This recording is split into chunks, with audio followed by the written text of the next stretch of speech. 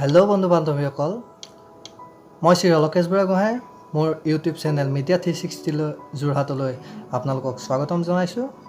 আজি এটা নতুন ভিডিঅ' লৈ আপোনালোকৰ মাজলৈ মই আগবাঢ়িছোঁ। আজি মই ঘৰতে থাকি খৰিচা দিয়ে গাহৰি মাংস বনাইছিলোঁ। সেই গাহৰি মাংস কেনেকৈ বনাইছোঁ ভিডিঅ'ৰ যোগে আপোনালোকক মই শ্বেয়াৰ কৰিম। যদি ভিডিঅ'টো ভাল পায় তেন্তে লাইক, কমেণ্ট আৰু শ্বেয়াৰ কৰিব, আৰু এনেকুৱা নতুন নতুন ভিডিঅ' পাবলৈ মোৰ চেনেলটি ছাবস্ক্ৰাইব কৰিব। তেন্তে আহক পলম নকৰি আমি ভিডিঅ'টোলৈ আগবাঢ়োঁ। এয়া মই প্ৰথমতে মাংসখিনি ভালদৰে ধুই লৈছোঁ। মাংসখিনি দুবাৰ তিনিবাৰ ধুব লাগে।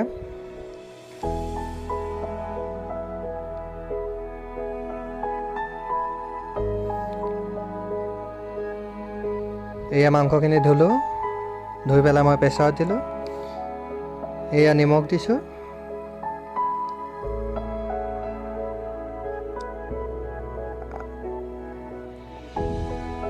আৰু এতিয়া মাংসখিনি মই বইল কৰিম।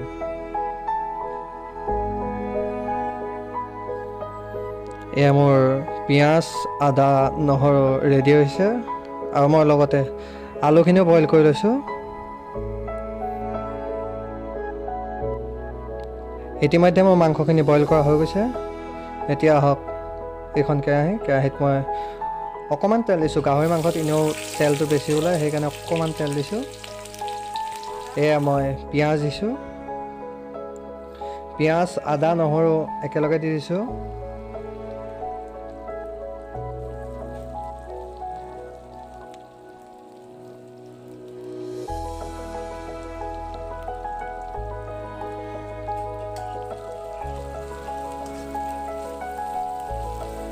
এতিয়া মই অকণমান লৰাইছোঁ।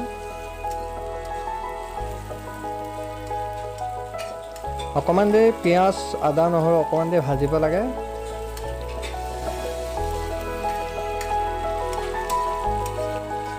মই আদা নহৰু ভাজি হৈ গৈছে।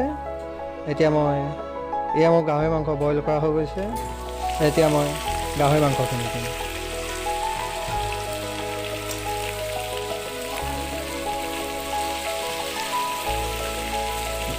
গাহৰি মাংসখিনি অকণমান ভাজিব লাগিব।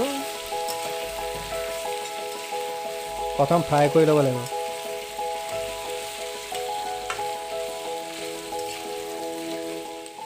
ফ্ৰাই কৰি লোৱাৰ পিছত ইয়াত নিমখ হালধি, এয়া মই নিমখ হালধি দি পেলাই লৰাইছোঁ।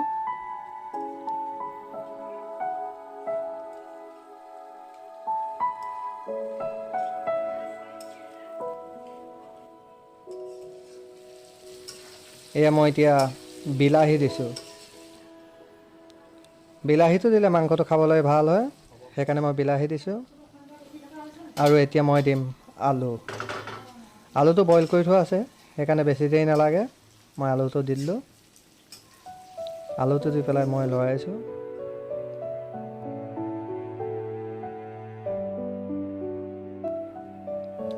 আৰু এয়া লৰাই পেলাই মই ঢাকি দিম, আৰু অকণমান দেৰি পিছত মাংস ৰেডি। এয়া মোৰ মাংস ৰেডি।